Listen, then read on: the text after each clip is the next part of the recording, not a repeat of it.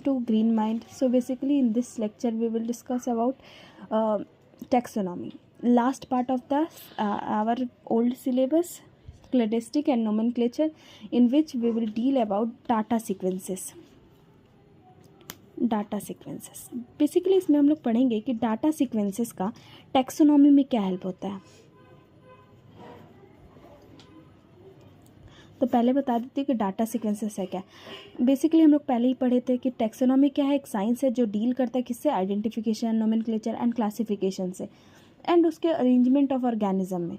तो इसी का प्रॉपर क्लासिफिकेशन करने के लिए टैक्सोनॉमी कुछ डाटा के सीक्वेंस या कलेक्शन को एनालाइज करता है, उसको फॉलो करता है। जैसे या तो इसमें बहुत सारे डाटा हो जाएंगे, जैसे बेसिकली डाटा डिफरेंट टाइप के, जितने भी उसके कैरेक्टर्स है अलग अलग बेसिस पे उसको, उसके स्टडी को ही हम लोग डाटा सीक्वेंसेस बोलते हैं। बेसिकली ये हो सकता है, इसमें क्या हो जाएंगे, डाटा कलेक्शन जो एनालाइज करता है या सपोर्ट करता है एविडेंस, इसमें हो जाएंगे phytochemistry.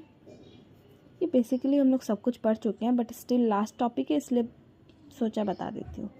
Chemistry, phytochemistry, cytology, palynology, molecular biology,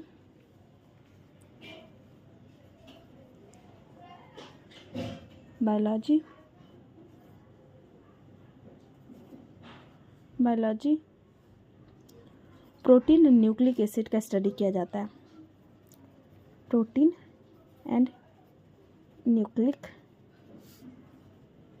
acid studies किया जाता है और बेसिकली उसका सिस्टमेटिक पोजीशन में जाना जाता है। तो डाटा सीक्वेंस किया कैसे जाता है टैक्सोनॉमी में, तो इसके लिए कुछ स्टेप्स को हम लोग को फॉलो करना होता है। जैसे सबसे पहले डाटा सीक्वेंसेस के लिए जो हेल्प होता है इन टैक्सोनॉमी में,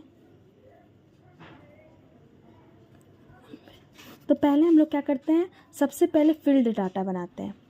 फील्ड डाटा मतलब क्या हो जाएगा,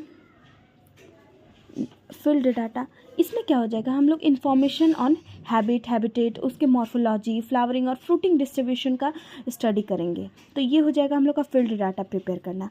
सेकंड हो जाएगा herbarium study, herbarium studies. Herbarium study में जो भी हम लोग फील्ड प्रिपेयर किया है उसको, उसके कॉम्पोजिशन को क्या करेंगे, हर्बेरियम स्पेसिमेन के साथ आइडेंटिफिकेशन करेंगे कि क्या वो मैच कर रहा है या नहीं कर रहा है, उसके अकॉर्डिंग। थर्ड वन जो हो जाएगा वो हो जाएगा लिटरेचर सर्वे, लिटरेचर सर्वे। मोनोग्राफ ऑलरेडी मैंने पढ़ाया था, तो इसमें क्या करेंगे, हम लोग कंसल्टेशन करेंगे मोनोग्राफ, फ्लोरा, रिवीजन और जर्नल का। तो ये हो जाएगा हमारा लिटरेचर सर्वे। एंड 4 नंबर जो होगा वो हम लोग का हो जाएगा एक्सपेरिमेंटल टैक्सोनॉमी। एक्सपेरिमेंटल टैक्सोनॉमी भी ऑलरेडी हम लोग पढ़ चुके हैं। ये बेसिकली पूरा टॉपिक पढ़ा हुआ है बट एक अलग से टॉपिक दिया है इसलिए बताना पड़ रहा है। टैक्सोनॉमी इसमें क्या करेंगे हम लोग, जितना भी साइटोलॉजी हो गया, पैलिनोलॉजिकल हो गया, एनाटॉमिकल हो गया और बायोकेमिकल, जितने भी उसके कैरेक्टर है उसको एनालाइज करेंगे। And the last one is numerical and molecular data,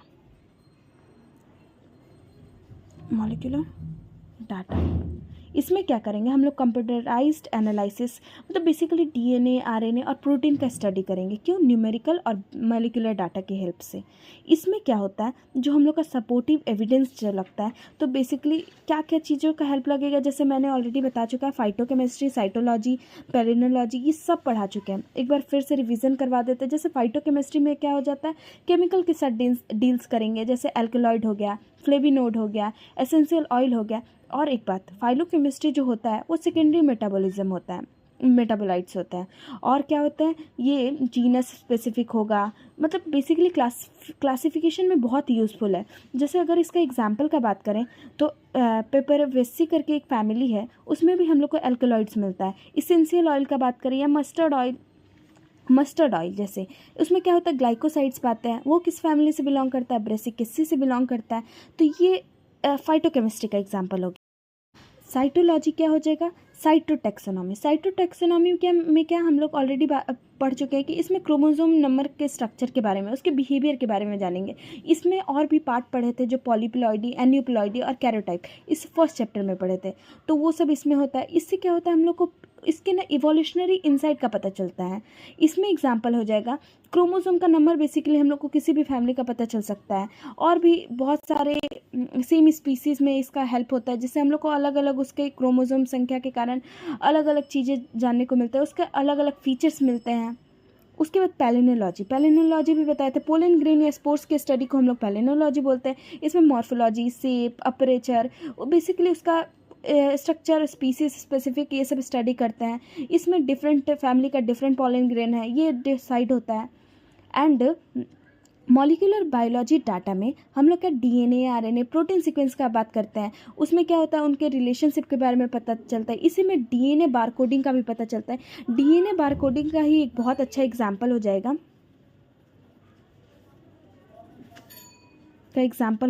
RBCL या MATK जीन्स, ये सब प्लांट में पाए जाते हैं, स्पेसिफिक है। तो ये क्या करता है उनके रिलेशनशिप को, उनके मॉर्फोलॉजी को अकेले मतलब बेसिकली एक्सप्लेन करता है, मतलब उनके जीन्स से डिफ्रेंशिएट करने में हेल्प होता है। और ये लास्ट टॉपिक है जो प्रोटीन और न्यूक्लिक एसिड, वो सब पढ़ाई थी इसीलिए दोबारा नहीं बताई। ये प्रोटीन एंड न्यूक्लिक एसिड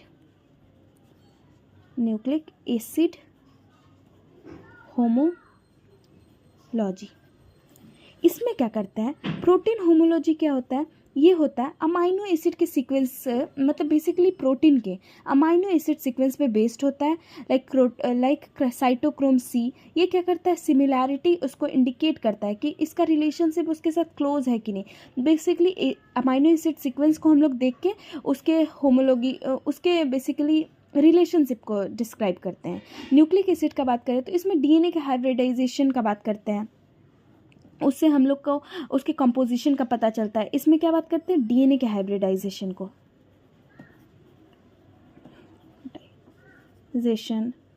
या फिर बेस सीक्वेंस, या फिर आरएनए के हाइब्रिडाइजेशन, ये सब का के बेसिस पे इसको वो करते हैं, जानते हैं। डीएनए हाइब्रिडाइजेशन, बेस सीक्वेंस और आरएनए के स्ट्रक्चर, बेसिकली यही सब है डीएनए, आरएनए, जेनेटिक स्टडी। और प्रोटीन में क्या करते हैं, इसमें हम लोग अमाइनो एसिड के सीक्वेंस को देखते हैं,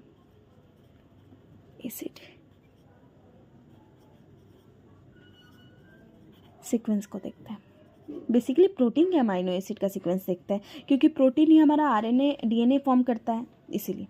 तो इसके एग्जाम्पल का बात करेंगे तो न्यूक्लिक एसिड में आरएनए जीन्स जो होता है वो फाइलोजेनी ऑफ एंजियोस्पर्म को अच्छा डिस्क्राइब करता है। क्लोरोप्लास्ट डीएनए को शो करता है, उनके रिलेशनशिप को फ्लावरिंग प्लांट के।